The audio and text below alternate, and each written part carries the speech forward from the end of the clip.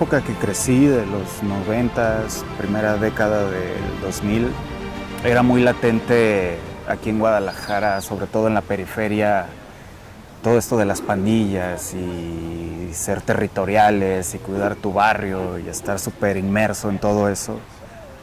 Y pues uno crece normalizándolo.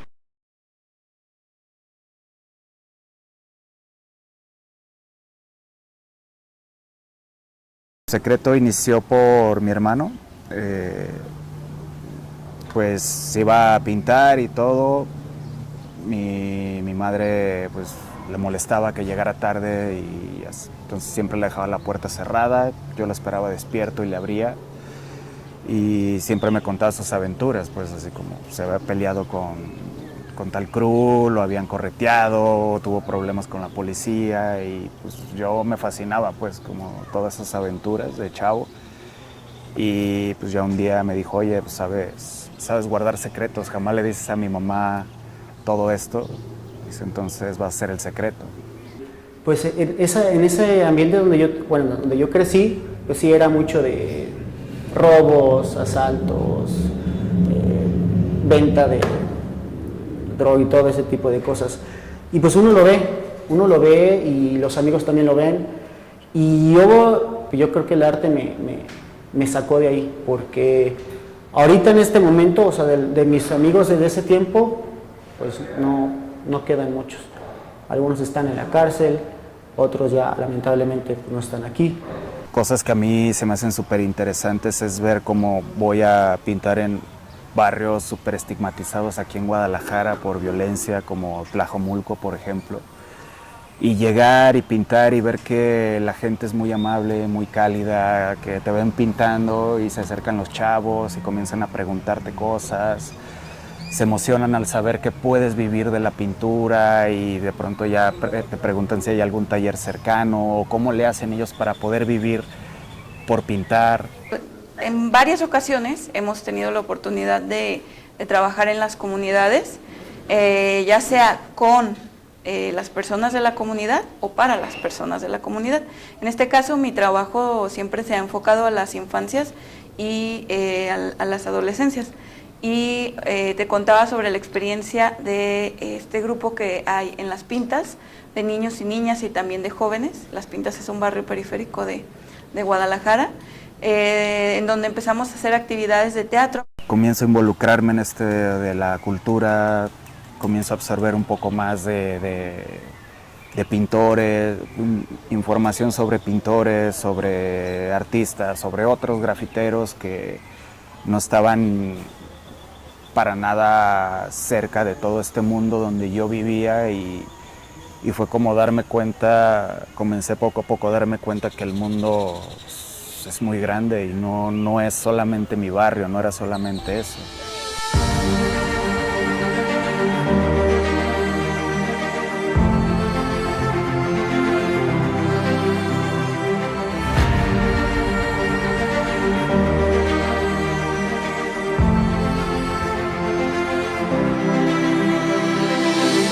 Tenemos un programa que vamos a hacer en la región del Bosque, allá para el norte, y nos dicen, oye, ahorita está muy inseguro, y le digo, bueno, pues ahorita ¿dónde no?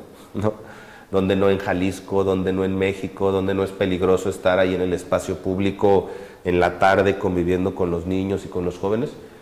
Pero pues creo que también ese es el reto, ¿no? Porque son los lugares donde más se puede incidir, es la gente que más valora el poder tener a un adulto un rato ahí trabajando, y también son esos lugares donde es más difícil que lleguen las propuestas artísticas, las propuestas de los talleres, y a nosotros nos gusta, ¿no?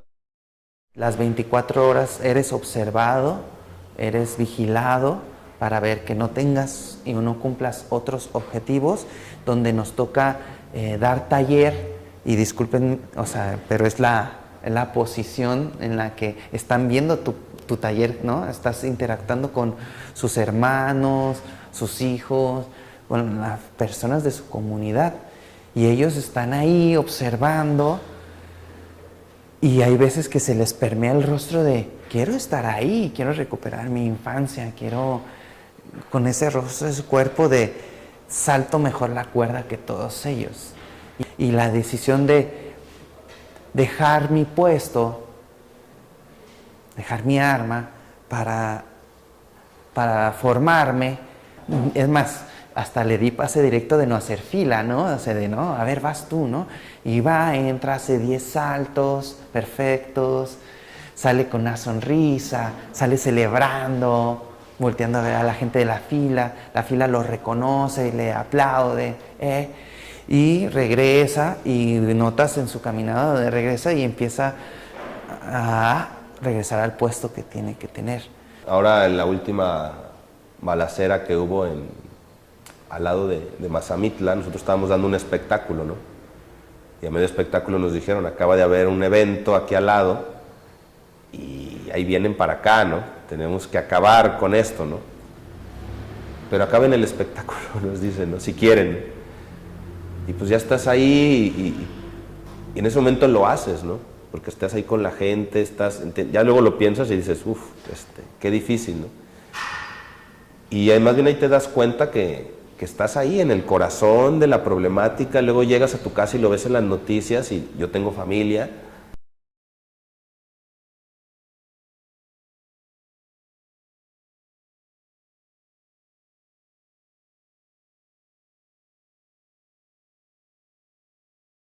¿Por qué se llama Fluffy Bunnies? Porque en aquel entonces cuando le escribí, que fue hace como, ¿qué sería? Como unos 10 años, teníamos en mi casa a mi hijito pequeño, muy chiquito, y lo teníamos así como si fuera en su madriguera bien cuidado. Él tenía un librito para niños muy chiquitos también que se llamaba Fluffy Bunnies, y en una ocasión se escuchó una balacera tremenda fuera de mi casa, en la noche, que nos despertó a todos, y entonces era correr para proteger al niño, como si fuera un conejito, algo así, como si estuviéramos atrincherados.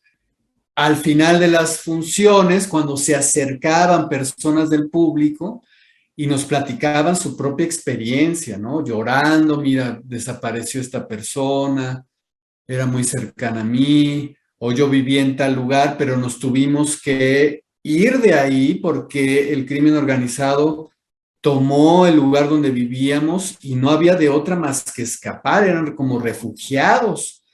Entonces, uno entra con su obra artística para presentarla, por supuesto, para entretener, para hacer que se reflexionen, para tocar ese punto, pero nos dábamos cuenta de que había un reflejo mucho más terrible de lo que estábamos presentando en el público.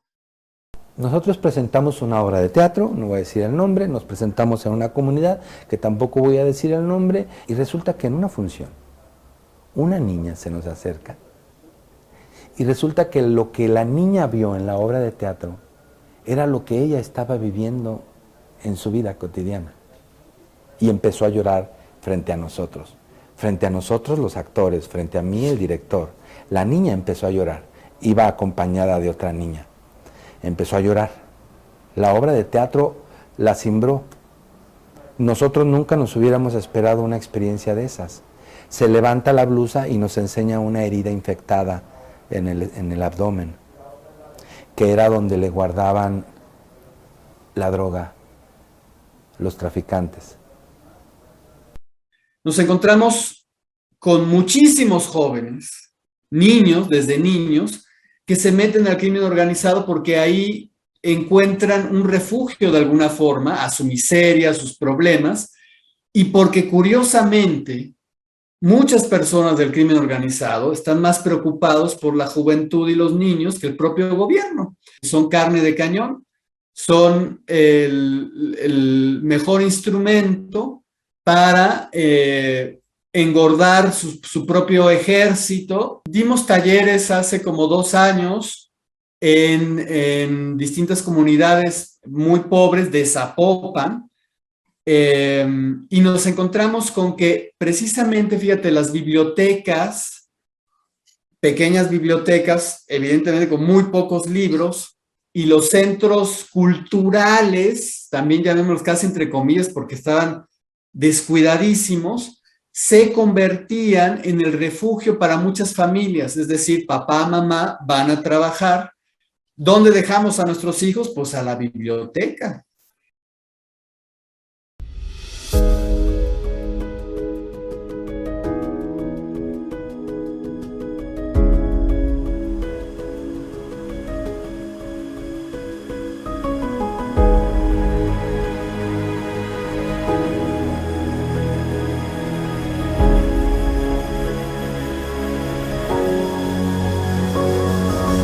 De hecho, cuando yo recién empecé con eso, pues mis mismos amigos de ese ambiente pues se burlaban de mí, ¿no? Me veían con mis trajes, con mis botas, y me decían el charrito, me decían, ya te vas a bailar charrito.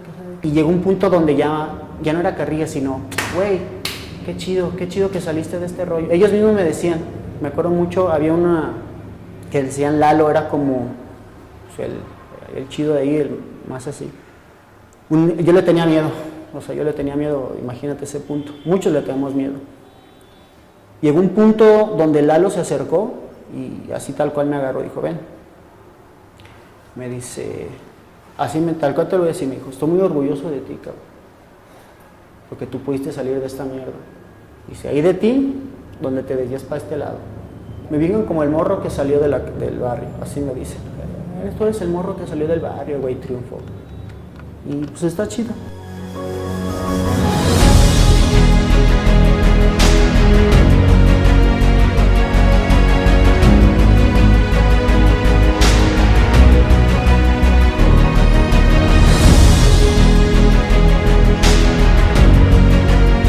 En primera se me hizo como súper loco porque uno desde su rancho, desde su taller, no dimensiona como hasta dónde puede llegar tu trabajo.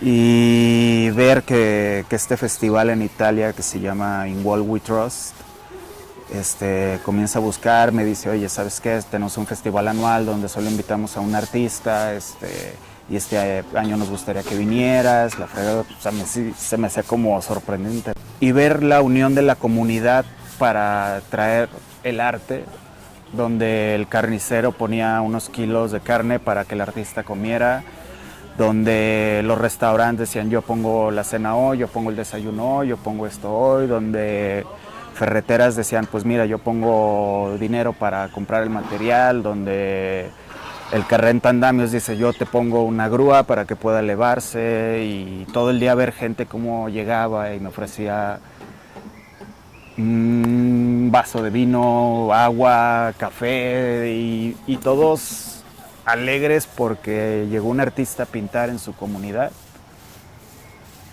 Sí me dejó como súper loco, era como, ¿por qué no hay esto en mi tierra? Me gustaría que existiera esta unión para simplemente crear.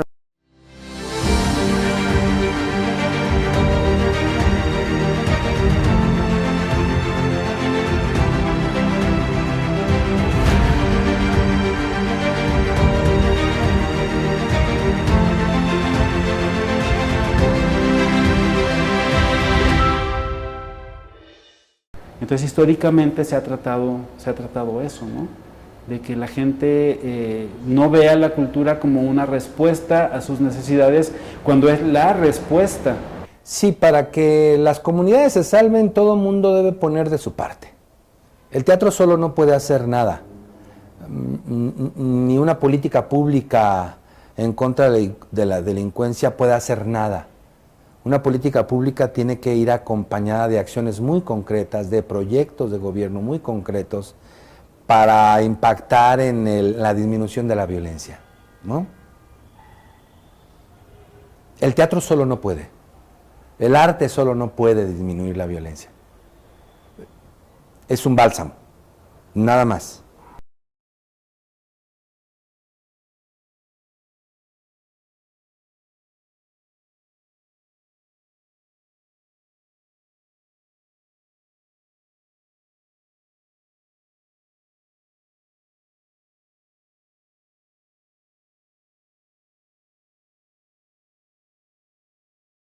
¿Cómo no va a ser violenta una comunidad en la que, por ejemplo, no hay los servicios públicos mínimos indispensables, por ejemplo.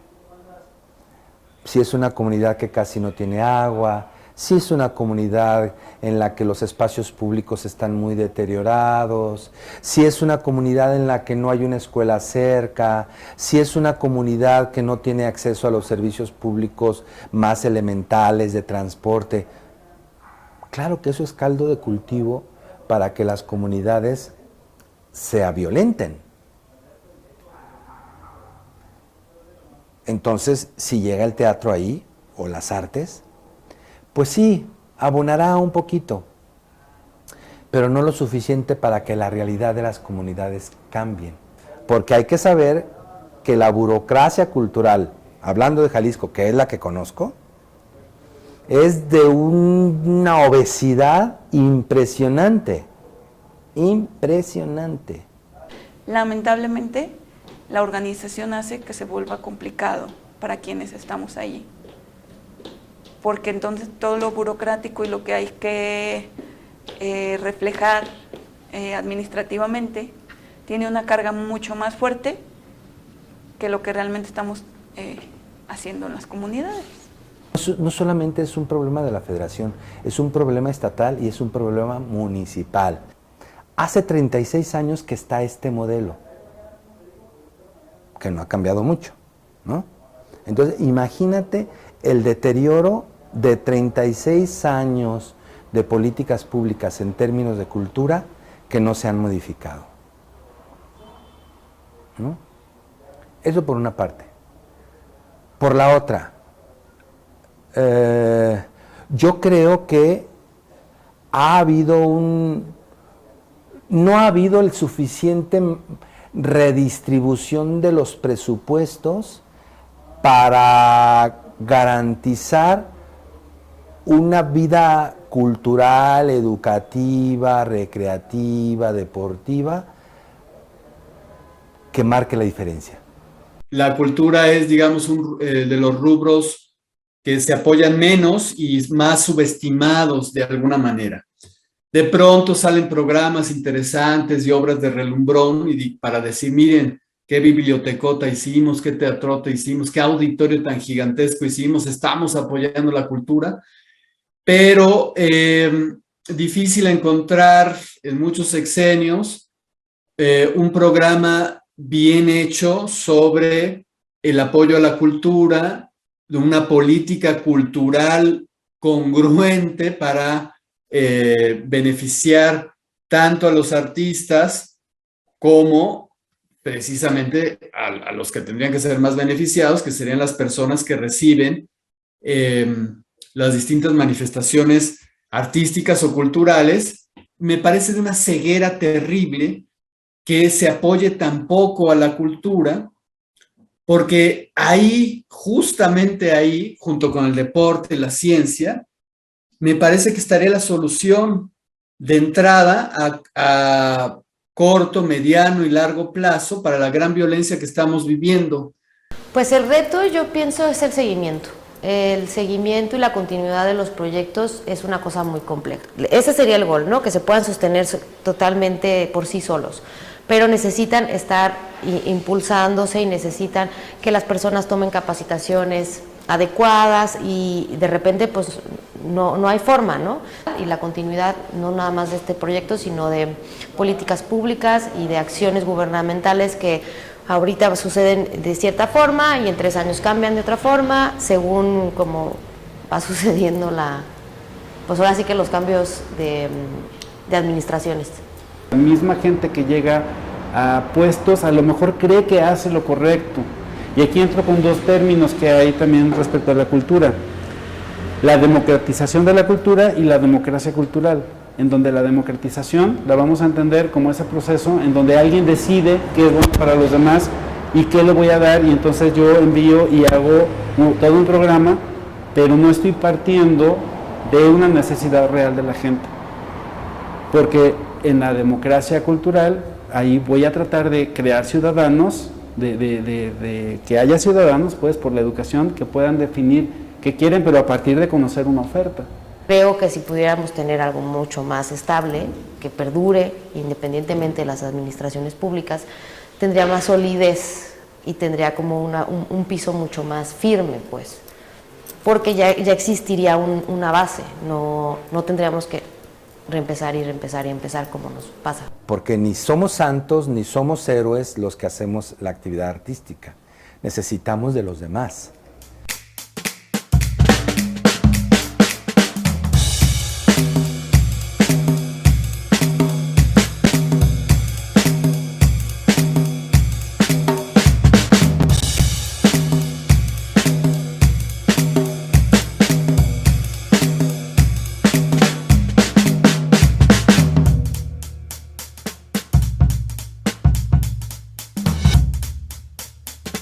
Yo entendí que hacer arte, para mí, Víctor, hacer arte es más que otra cosa un compromiso con el prójimo.